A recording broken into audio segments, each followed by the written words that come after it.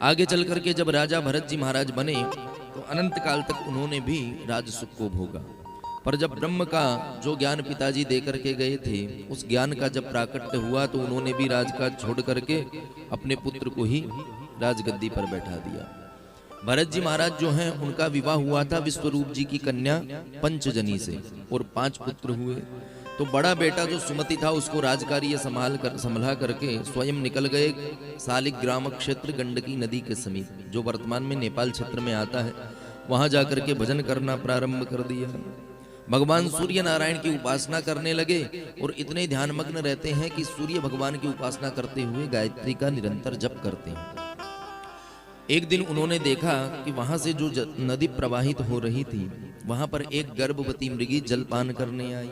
जैसे ही वो जल पीने लगी, उसी समय सिंह ने दहाड़ लगाई और भय से जैसे ही मृगी ने छलांग लगाई कि उसके गर्भ का जो शिशु था वो प्रकट हो गया, मृगी का प्राणांत हो गया। मृगी मर करके प्रवाहित होते चली गई और वो जो शिशु प्रकट हुआ था वो भी नदी में गिर गया।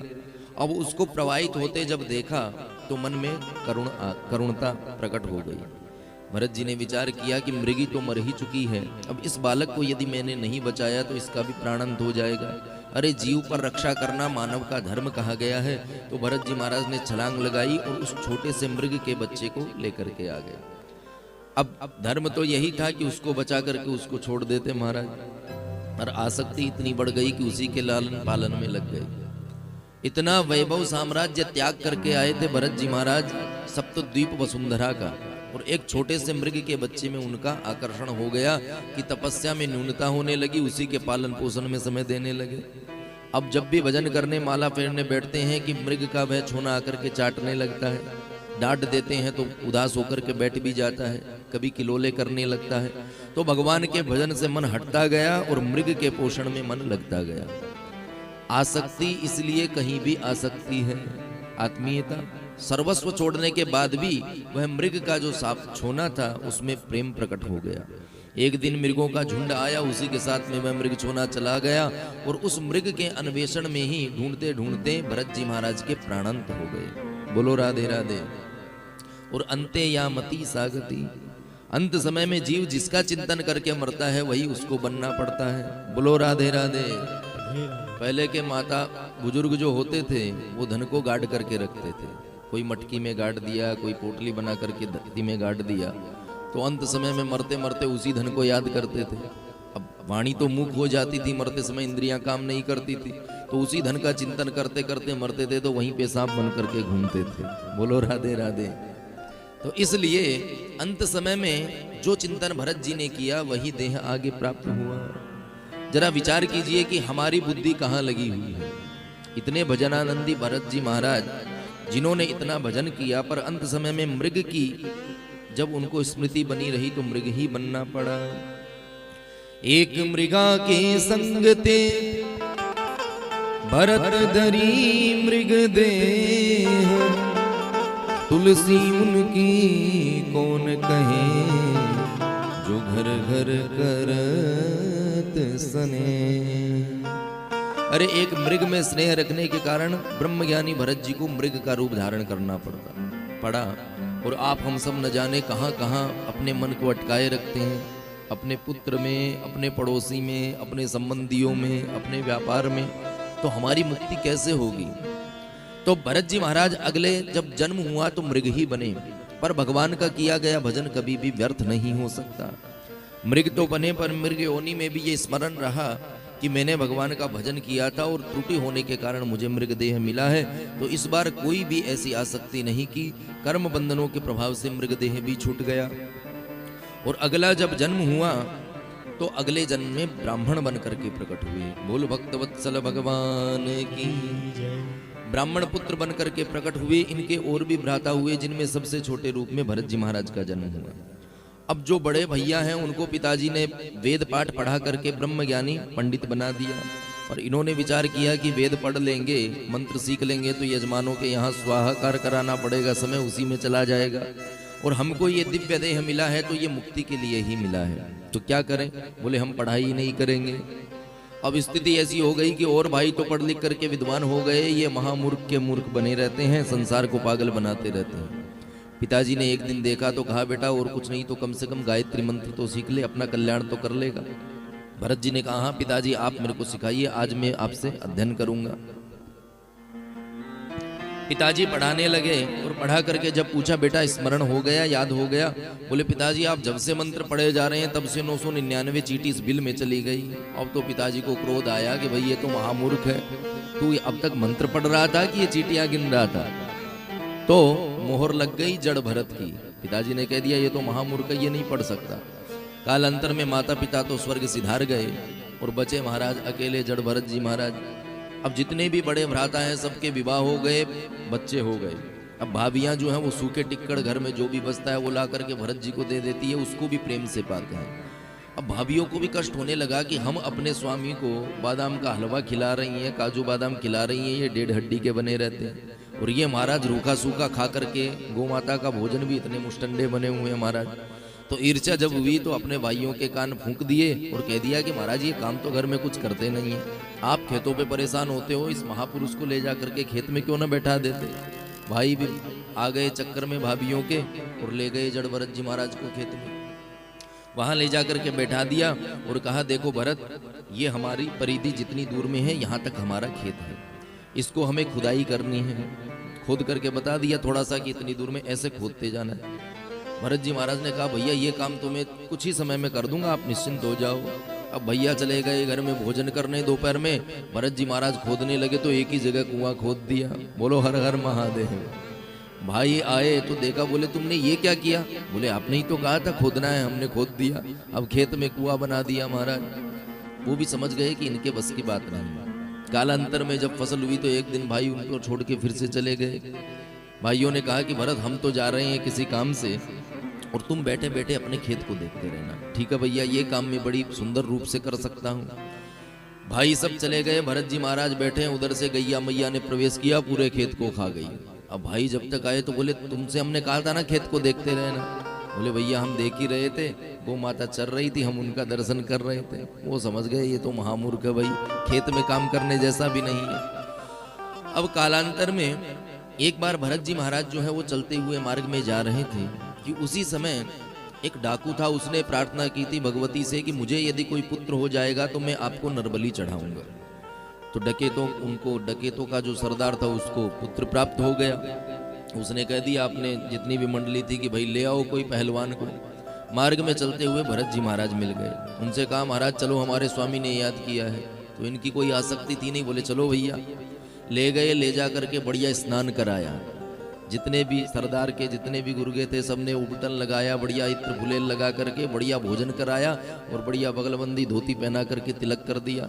भरत जी महाराज ने विचार किया, भाई आज तक किसी ने इतना सम्मान हमारा नहीं किया, आज तो बड़ी कृपा भगवान की हुई है। पर जैसे ही बढ़िया मालपुए छनवाए, उसके पश्चात भगवती के सामने ले जा करके बैठाए और बोले, महाराज गर्दन झुका लो। भरत जी महाराज जैसे ही गर्दन झुकाने लगे कि सरदार ने तलवार निकाली। भरत जी ने पूछा, भाई ये क्या कर रहे हो? बोले, महाराज वो मालपुआ फ्री के नहीं थे, जैसे वो सेवा स्वीकार कर ली वैसे ये सेवा भी स्वीकार कर लो, अभी आपकी बलि लगने वाली है। भरत जी महाराज की देह में कोई आसक्ति तो थी नहीं।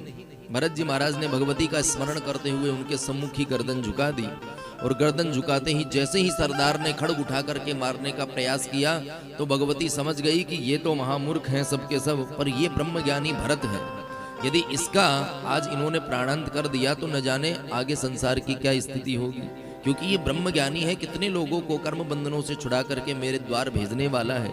इसलिए भगवान भगवती महाकाली भद्रकाली जो हैं, जैसे ही खड्ग उठा करके उन्होंने भरत जी महाराज को मारने का प्रयास किया तो उसी मूर्ति से भद्रकाली प्रकट हो गई। बोल भद्रकाली मैया की जय। सहसो चचाट सैव देवी भद्रकाली। भद्रकाली प्रकट हो गई, खड्ग उन्हीं का छीन करके सभी की जो गर्दन थी वो उड़ा दी, जैसे कंदुक क्रीडया इव, जैसे फुटबॉल गेंद से जैसे खेलते हैं, सबकी मुंडी धड़ से अलग हो गई। भरत जी महाराज को गर्दन झुकाए जब अधिक समय बीत गया तो उन्होंने विचार किया, भाई कोई हलचल नहीं हो रही, कारण क्या है? ऊपर गर्दन उठा करके देखा तो सब मृत अवस्था में पड़े हैं। वो समझ गए कि भगवती ने हमारी रक्षा कर ली। भगवती को प्रणाम करके वहां से भी प्रस्थान कर गए। आगे मार्ग में जब पहुंचे तो सिंधु सोवीर देश के राजा थे रहुगण, जो अपनी पालकी में अपने 4 कहारों के साथ में जा रहे थे। अब उनके 4 कहारों में से एक कहार जो पालकी ढोने वाले सेवक थे, उनमें से एक रुग्णावस्था को प्राप्त हो गया। तो 3 ने निवेदन किया, महाराज चारों कहार जब व्यवस्थित रूप से होंगे तभी पालकी चल पाएगी, और एक कहार बीमार हो गया। रहुगण जी ने पालकी से पर्दा हटा करके कहा, भैया हमारे ही देश की परिधि चल रही है, हमारी सीमा चल रही है, यहाँ पे जो भी कोई मिले उसी को पालकी में लगा लो। तो ढूंढने गए तो महाराज फिर से ये महात्मा मिल गए। इनको बोले, महाराज चलो पालकी में लग जाओ। बोले, धर दो भैया कंधे पर। तो भरत जी महाराज के कंधे पर ही पालकी धर दी। ब्रह्म ज्ञानी जो होते हैं वो चलते समय भी ध्यान रखते हैं कि उनसे कोई अपराध न बन जाए। दृष्टिपूतम निषेध पादम धर्म होता है, देख करके चलते हैं कोई चीटा चीटी न मर जाए। तो पालकी लेकर के चारों कहार चले, चौथे बन गए भरत जी महाराज। रहुगण बैठे हैं भीतर आराम से। जैसे ही चींटे चीटा आया कि उन्होंने चट्ट से छलांग लगा दी। अब पालकी ढोने वाला छलांग लगाएगा तो भीतर बैठे पालकी वाले की क्या स्थिति होगी। इन्होंने छलांग लगाई, उधर रहुगण का मुकुट जो है पालकी से टकराया। रहुगण को क्रोध आया, पर्दा हटा करके कहा, भाई तुम्हें पालकी ढोना नहीं आता क्या? अरे ये तो इतना सरल काम है, इसको भी नहीं कर सकते। तीनों कहारों ने देखा कि सही बात यदि नहीं बताई तो अभी मृत्युदंड दे देंगे, राजा का भरोसा नहीं। तो तीनों कहारों ने कहा, महाराज अयम अधुनैव नियुक्तोपि न द्रुतम व्रजति, ये अभी अभी जो कहार लगाया है ये सही ठीक से नहीं चल रहा है। कभी तो तेज भगने लगता है, कभी धीरे भगने लगता है, कभी छलांग लगा देता है। तो भरत जी महाराज का जब दर्शन किया रहुगण ने तो व्यंग के बाण चलाने लगा। देख करके कहता है, भाई राधे राधे, देख करके कहता है कि भाई तुम तो अभी अभी लगे हो, ये न जाने कब से मेरा वजन ढो रहा है। अरे तुम तो खा पी करके हट्टे कट्टे हो रहे हो, ये देखो कैसे कृष्काय है, इसके शरीर में तो बल ही नहीं है, कितना दुबला पतला है। भरत जी महाराज सब समझ रहे हैं कि हमारा व्यंग कर रहे हैं, पर कुछ भी नहीं बोली और चेतावनी भी दे दी कि इस बार यदि गड़बड़ की तो मैं तुम्हें दंड दूंगा। फिर से कहार बन करके लग गए भरत जी महाराज, आगे मार्ग में चले। फिर से चीटा चीटी आई तो फिर से छलांग लगा दी। अब तो महाराज आपे से बाहर हो गए रहुगण जी महाराज। पालकी से पर्दा हटाया और सुनाने लगे, प्रमत्तस्य चते करोमि चिकित्साम दंड पाणी रिव। अरे दुष्ट, तू क्या समझता है? तू हमको पागल बनाना चाहता है? तू मेरे वजन से बचना चाहता है, इसलिए चलते फिरते उछल कूद कर देता है। अरे तुम्हें वो दंड दे करके शुद्ध करूंगा जैसे यमराज अपने पापियों को मार करके शुद्ध करता है। अब स्थिति ऐसी हुई कि रहुगण ने महाराज भरत जी को मन से जो आए सो सुनाना प्रारंभ कर दिया। भरत जी महाराज ने विचार किया कि मुझे कहने के कारण मुझ पर तो कोई फर्क नहीं पड़ना है, क्योंकि देह में आसक्ति नहीं है, देह में मेरी आसक्ति नहीं है, पर मुझ ब्रह्म ज्ञानी का अपमान करने के कारण इसको नरक में जाना पड़ेगा, क्योंकि ये अभी सत्संग सुनने जा रहा है। रहुगण जो था वो कपिल भगवान का सत्संग सुनने जाते थे। तो भरत जी महाराज ने विचार किया कि अब यदि मैंने कुछ नहीं कहा, इसका मार्गदर्शन नहीं किया, तो इसको नरक में जाना पड़ेगा। और सत्संग सुनने वाला यदि कोई नरक में जाता है तो ये सत्संग की गरिमा के अनुकूल नहीं है। भरत जी महाराज ने आज पहली बार बोलना प्रारंभ किया। आज तक भरत जी महाराज किसी से भी नहीं बोले, पर पहली बार जब बोले तो महाराज ब्रह्म ज्ञान ही प्रकट होने लगा। बोलो राधे राधे।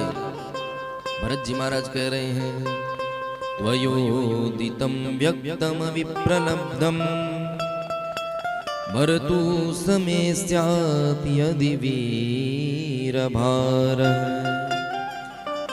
गन्तुर्यदि स्यादधिगम्य मध्वा पीवेति राशौ न विदाम प्रमादः।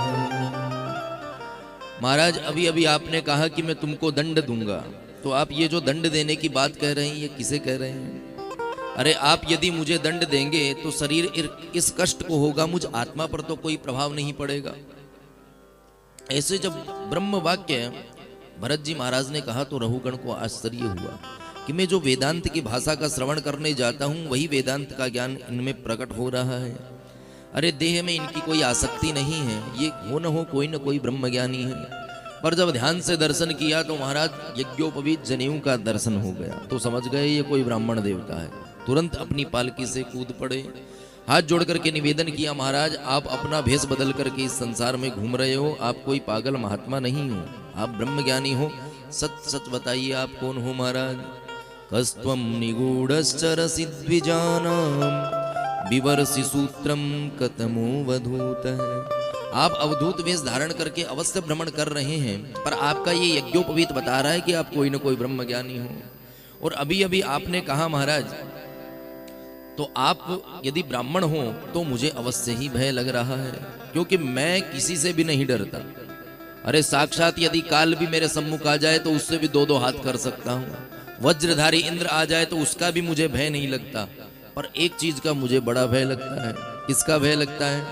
तो कह रहे हैं, नाहम विसंके सुरराज वज्रान नत्रक्षशूलान यमस्य दंडात् नान्यर्क सोमानिल वित्तपास्त्रात् शंके वृषं ब्रह्म कुलावमाना।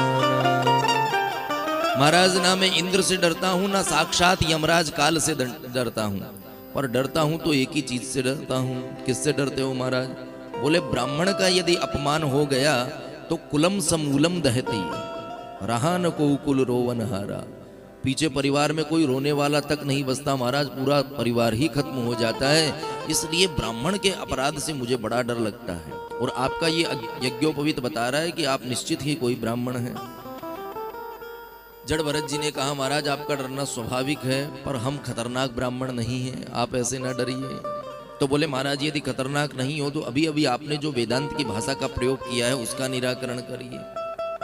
आपने अभी अभी कहा कि कष्ट यदि होगा तो इस देह को होगा, मुझे आत्मा को नहीं होगा। तो महाराज, क्या आत्मा देह से विलग रहती है? तो एक दृष्टांत दे करके रहुगण ने अपना तर्क प्रस्तुत किया। रहुगण कहते हैं, महाराज जैसे अग्नि पर एक पात्र चढ़ाया जाता है, पात्र में जल भर दिया जाता है, उसी के भीतर चावल डाल दिए जाते हैं, तो अग्नि का वह ताप जब पात्र को स्पर्श करता है तो पात्र से वह जल गर्म होता है, और जल का वह जब गर्मी बढ़ती है तो वह अक्षत चावल के भीतर तक प्रवेश करके उसको सिद्ध कर देती है। तो जैसे अग्नि के स्पर्श से पात्र गर्म हुआ, पात्र के स्पर्श से जल गर्म हुआ, और जल के स्पर्श से वह चावल जाकर के विशुद्ध भात रूप में बन गया, और चावल के भीतर तक वह अग्नि प्रवेश करके उसको सिद्ध कर देती है, तो क्या आपके देह को कष्ट होगा तो आत्मा और मन क्या देह से विलग है? अरे देह पर यदि कोई प्रहार करेगा तो आपकी इंद्रियों को कष्ट होगा। हमें कोई कांटा भी चुभ जाए तो तुरंत यहाँ पर पता चल जाता है महाराज वहां पर कष्ट हो रहा है, बताना नहीं पड़ता कि पैर में लगा है। तो आपके यदि देह पर कष्ट होगा तो इंद्रियों को होगा, इंद्रियों को होगा तो इंद्रियों के मन और आत्मा जो है उनको कष्ट नहीं होगा।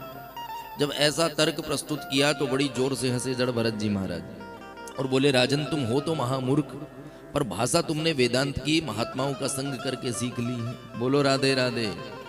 जैसे आप हम सब कथा श्रवण करते हैं, संगीत श्रवण करते हैं, संगीत भले ही ना आए और सारे गामा पादा निशा रटना सीख जाते हैं, तो किसी के सामने रटो और कोई से कहो तो कह देते हैं महाराज उसको भी संगीत तो आता है, हमने सुना है सारे गामा पादा निशा गाता रहता है। तो सुन करके हमने याद तो कर लिया पर आता जाता कुछ है नहीं। तो वही स्थिति यहाँ पर रहुगण की बताई। बोले आपने संग किया है संतों का, तो संतों का संग करके भाषा तो समझ गए पर तर्क नहीं समझ पाए। तो बोले महाराज यदि मैं महामूर्ख हूं तो आप इसका निराकरण करके बताइए। जड़ भरत जी कहते हैं, राजन आपने जितने भी ये पदार्थ बताए हैं ये सभी सावयव हैं। जो भी पदार्थ बताए हैं उनको आप स्पर्श भी कर सकते हो, देख भी सकते हो, छू भी सकते हो। अग्नि भी आपको दिखाई देती है, पात्र भी दिखाई देता है, जल भी दिखाई देता है, अक्षत भी दिखाई देता है। पर आप जहां पर इस दृष्टांत को घटा रहे हो वो सब निरवयव तत्व हैं। क्या इंद्रियों को आप देख सकते हो? क्या आत्मा का दर्शन आप कर सकते हो? तो जो सावयव पदार्थों की जो क्रिया है वो आप निरवयव पदार्थों में घटा रहे हो, इसलिए ये आपका तर्क ही गलत है। क्योंकि आत्मा को ना तो कोई काट सकता है, ना कोई मार सकता है। नैनम छिंदन्ति शस्त्राणि नैनम दहति पावकः, ना अग्नि जला सकती है ना शस्त्र काट सकता है।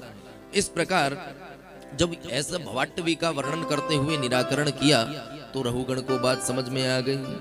रहुगण ने कहा महाराज आप बिल्कुल सत्य कह रहे हैं, केवल ग्रंथ का ज्ञान हो जाना जीव को सार्थकता प्रदान नहीं कर सकता, क्योंकि समुद्र जो है वो पूरा जल से भरा हुआ है।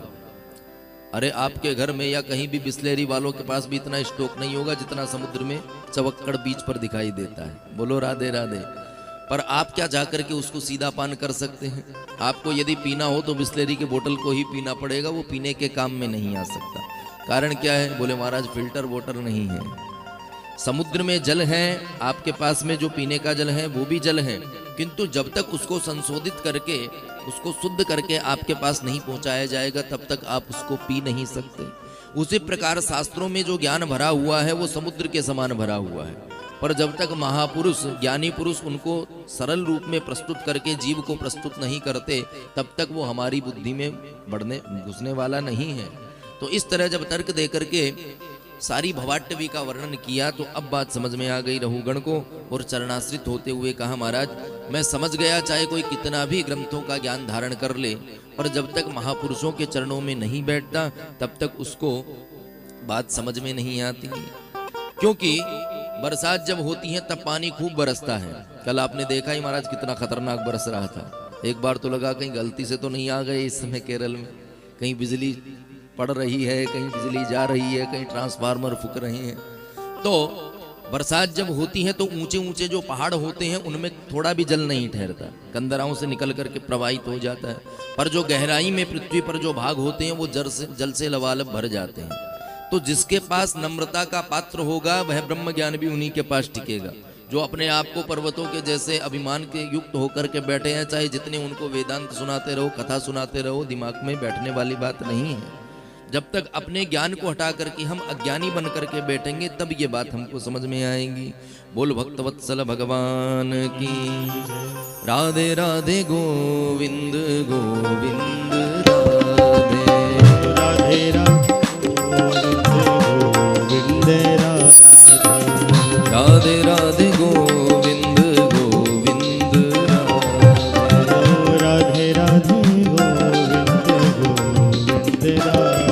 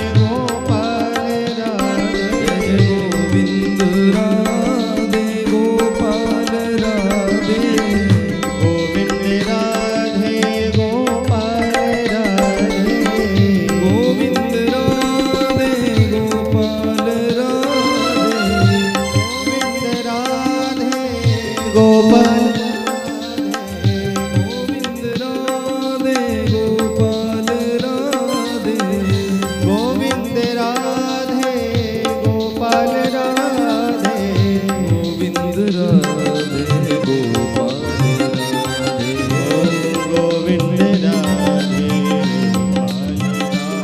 जय जय गोविंद राधे गोपाल राधे जय जय गोविंद राधे गोपाल राधे गोविंद राधे गोपाल राधे जय गोविंद राधे गोपाल राधे जय जय